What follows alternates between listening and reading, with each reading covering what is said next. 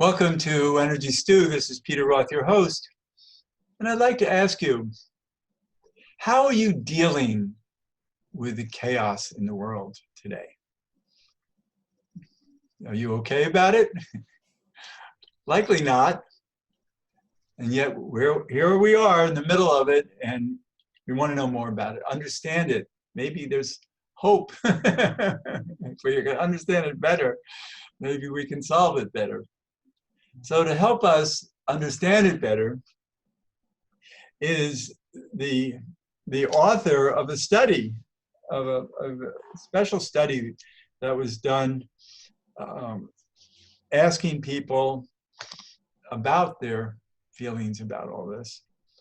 And it was published, and the New York Times wrote about it, and that's how I learned about it. So I asked one of the professors to be a guest on the show and talk about this study.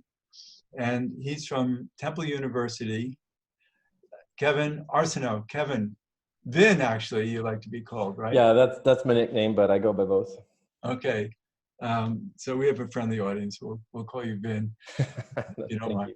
So you did this incredible study interviewing thousands of people about how they feel.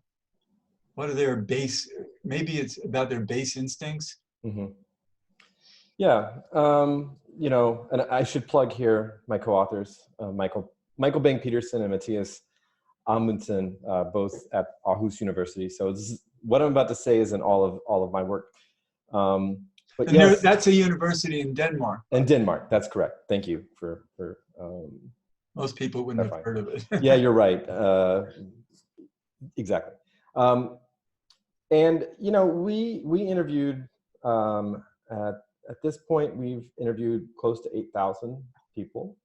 Some of them living in Denmark, most of them living in the United States. And the key, if I had to summarize really quickly what it is that we do and find, is we were interested in whether or not there is if you could think about it this way, a personality predisposition to crave and want chaos as a way to essentially get power. And it seems that, sadly enough, our supposition is correct, that there are a group of people that do see chaos as a means to an end. It seems to be a kind of mindset that they have, a way that they view the world. And it causes them to do some stuff that,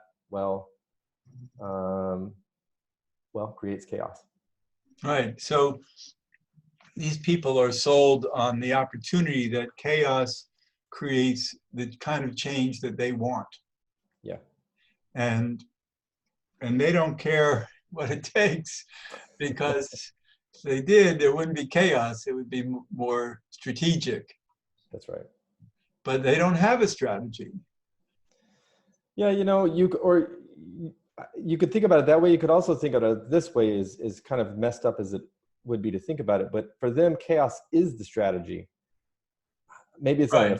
Maybe it's not an effective one. But for them, they tend to see themselves as marginalized.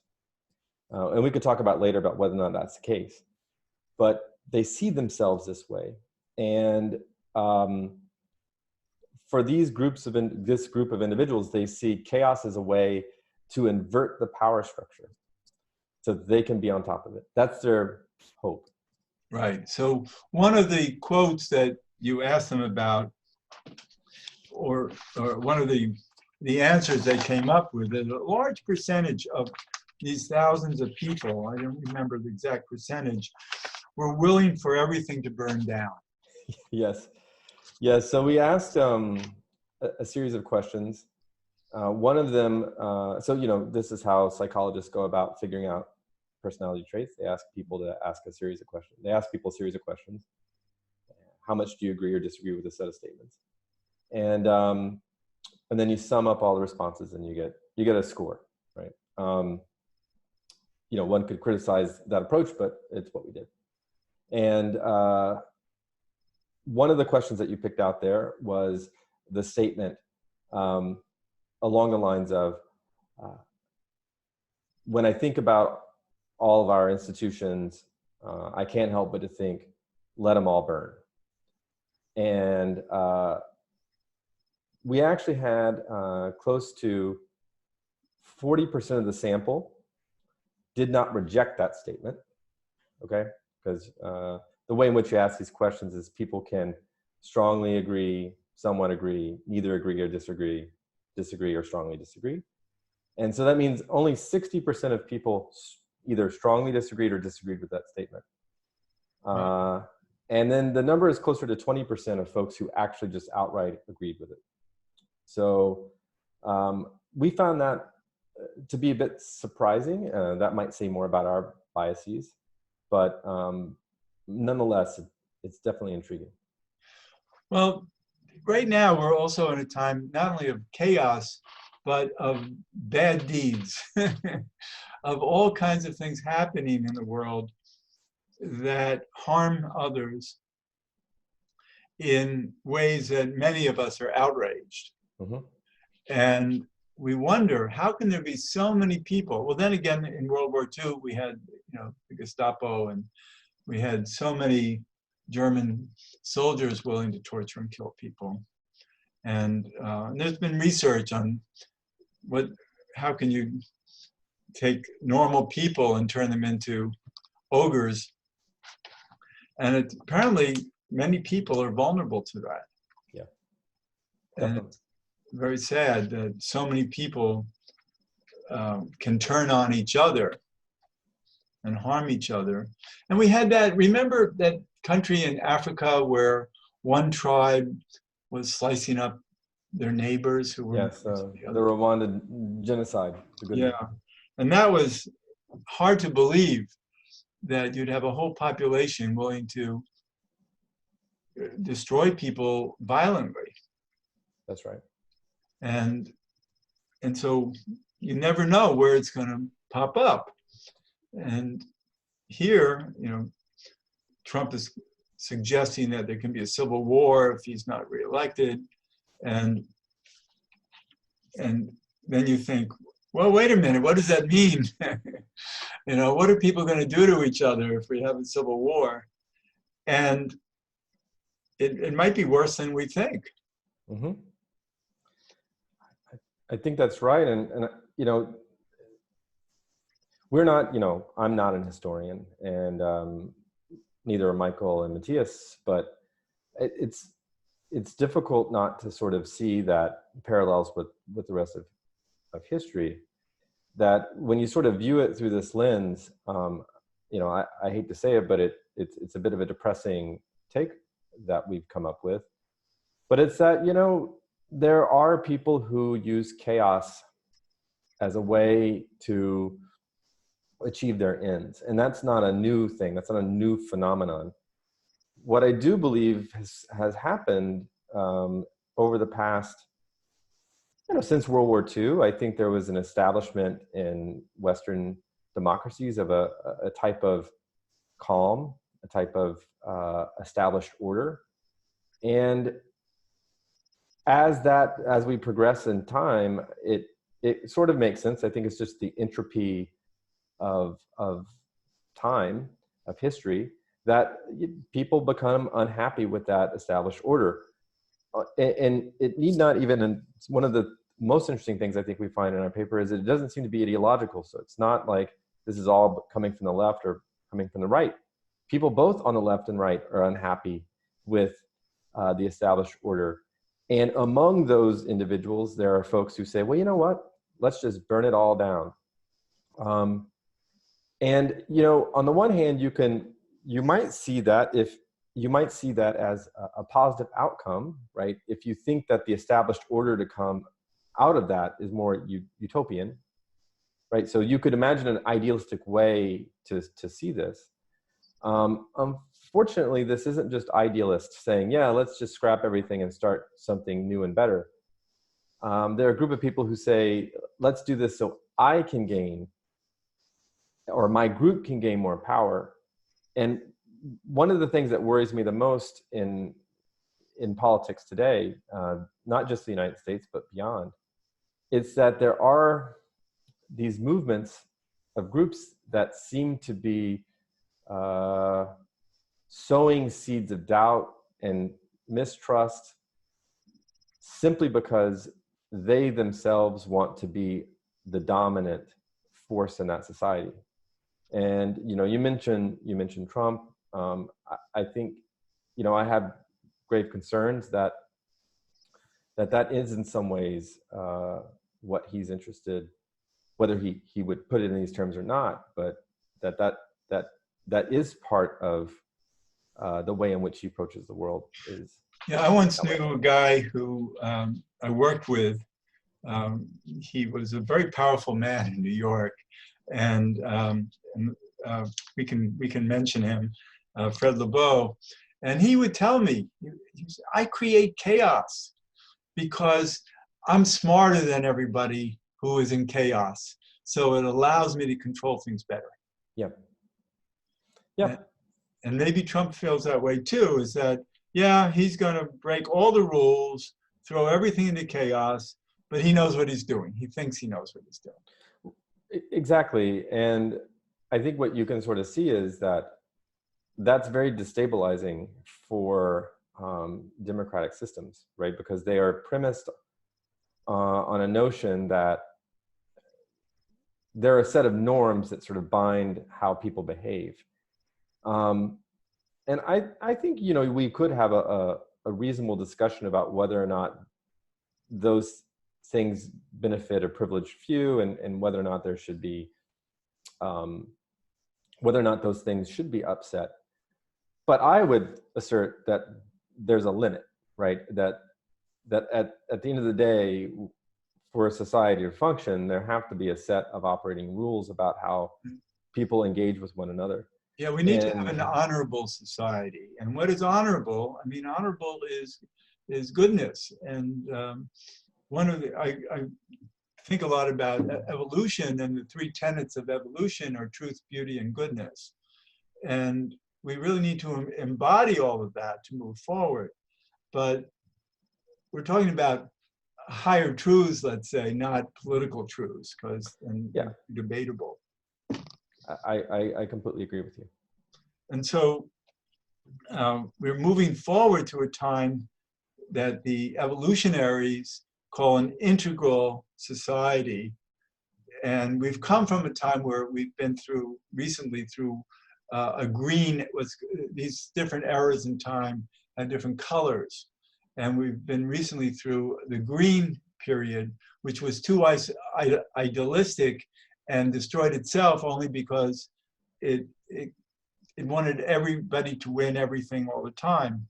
And then you come up with a guy like Jordan Peterson who says, no, we can't accept that. We have to have winners and losers. Yeah. And then how do you legislate that? So we have this integral society that actually embodies the best of all the previous societies that we were trying to eliminate, get rid of. Trump represents the red era of dictatorship and sovereign power. And in those days, truth was held only in the mind of the dictators, and everybody had to agree or else. We don't have a society like that anymore, so that's why Trump is in trouble. He can't be that kind of dictator that he'd like to be. So we're coming to a time where we have to understand what everybody needs and find out, well, we can't have a socialist society because people don't understand the word socialism to be positive. They think of it as communism. And so it's been, the term has been politicized, because we live in a social society. We have police departments and Medicare and all kinds of things that people like.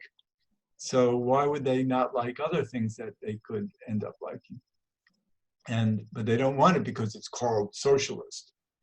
So we have to move forward into an era that maybe doesn't have a clear label, or at least can't be pinned down the way um, politics pins things down and tries to vilify any opportunity that can exist. Just progressive is a word that's supposedly bad. And what does progressive mean? It means progress. But a lot of people want to make America great again, meaning that let's bring it back in time rather than forward. And we're coming out of those times that didn't work. So yeah, I mean, I think that sort of highlights the fundamental. I think the fundamental tension in all societies is around openness and progress and tradition, and a set of clear rules. And I think that fits in with this topic today about chaos, which is, my personal belief is that a society actually kind of needs that tension, right? Like having too much of one or too much of the other has its problems. I think too much tradition creates a hidebound society that doesn't progress.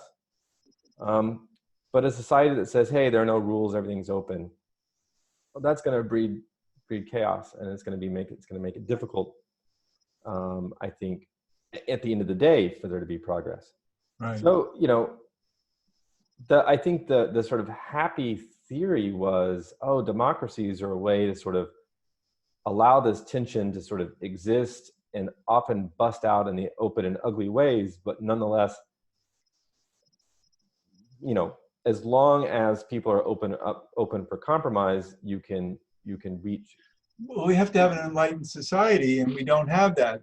Humans, obviously, too many humans can't allow free thought. That's funny. There are days I wake up and I agree with exactly what you just said. Like, hey, maybe the Enlightenment was just a fiction that we tell ourselves. That we went through this dark period, and then there was an Enlightenment, and here we are. Educated, and we use the term advanced societies. These sorts of things.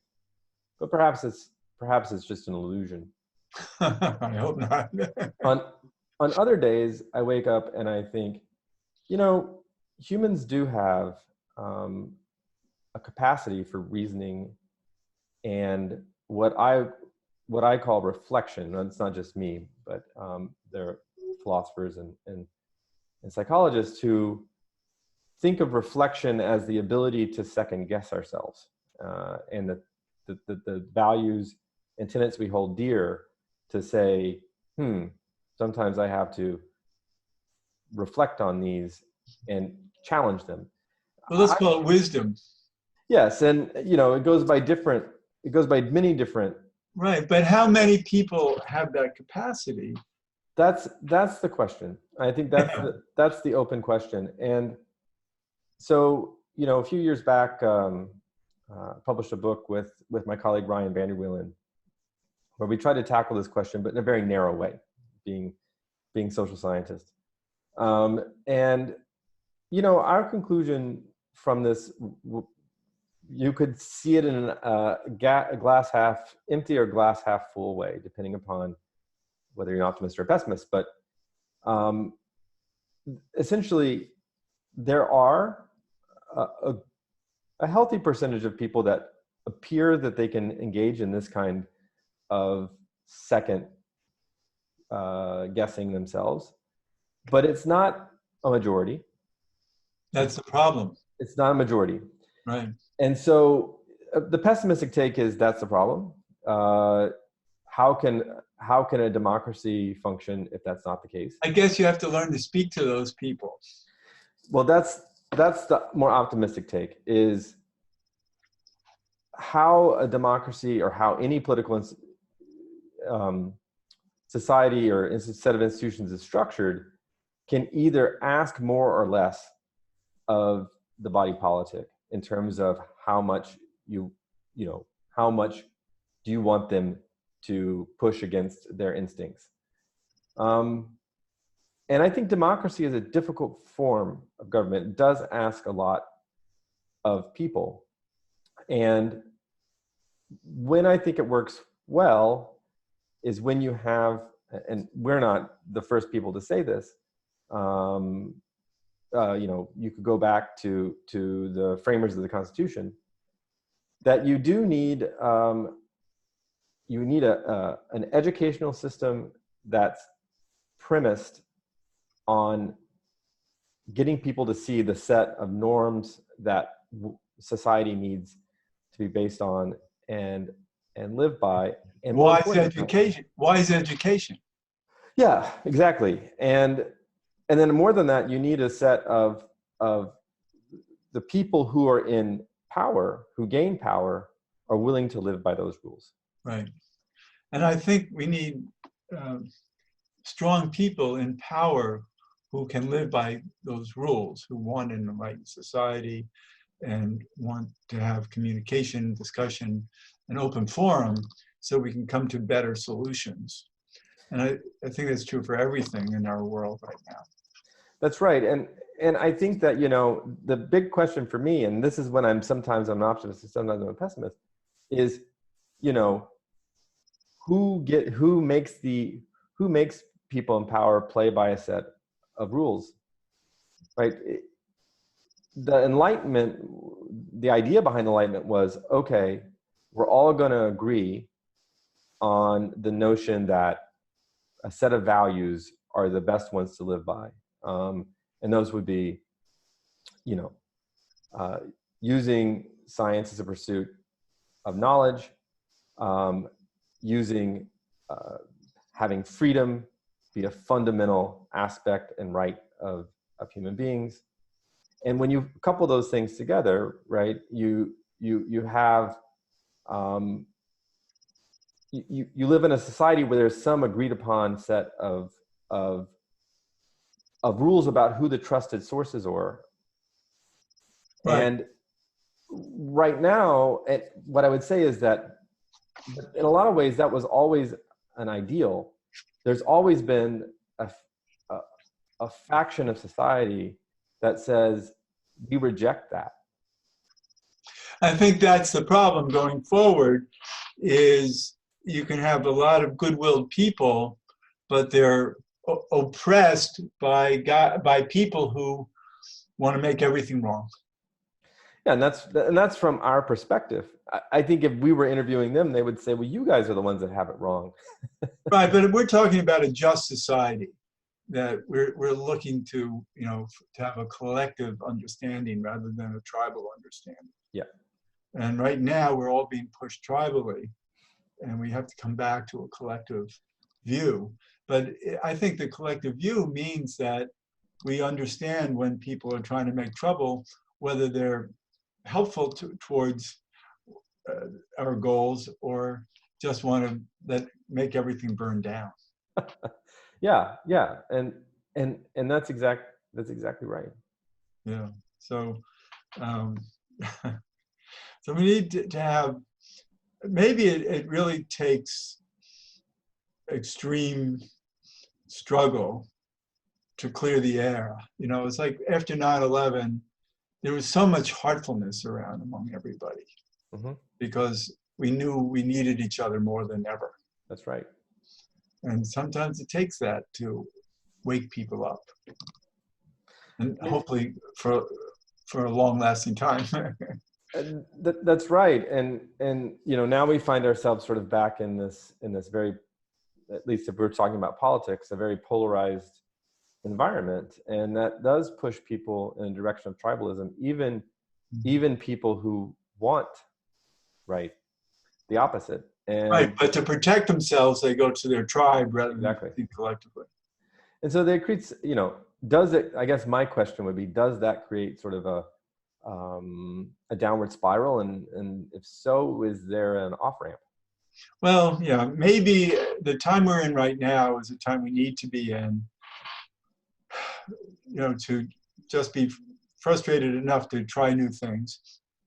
And the Mayans predicted 1,000 years ago that this decade we'd be going through this period because we had to come to a place where society is much more controlled by the divine feminine, the inner wisdom, more of a combination of yin and yang rather than pure yang, which has been guiding it for too long. And that's why it's killing itself off. There's too much greed and corruption, too much power, it's too top heavy. So we need to find a way to bring it back to a collective Well, unity. I hope you're right, because my feeling about it is, again, this is, you're asking me to sort of, or I am willingly stepping outside of kind of the scientific empirical research that we've done on this. But if you were to ask me, how do we manage these group of people that want to use chaos as a way to create problems? And I think the way we manage that is we don't give people who normally wouldn't agree and say, you know what, yeah, burn it all down. The way you get out of this is you move away from a society that has so much income inequality, so much corruption and greed and stratification. And then if you do move to a more horizontal society, I think more people then would want to buy into that system. Good. Well, let's hope we can get to that place as a starting place rather than struggling to even find a starting place. So we're actually at the end of the show. Kevin Arceneaux, Arceneaux. Is there some website, some place that people can be directed to? Oh, yes. So I've got, websites and Twitter handles. The easiest thing to do actually is to just type my name into Google, because of my affiliation with the university. Google, not because I'm famous or anything, but because Google, privileges links that are connected to things like universities. People will be able to find me. Great, Kevin Arceneaux. Thanks so much for being an Energy Stew. It's so great to talk to you about this. No, this was a lot of fun. Thank you for having me on. My pleasure.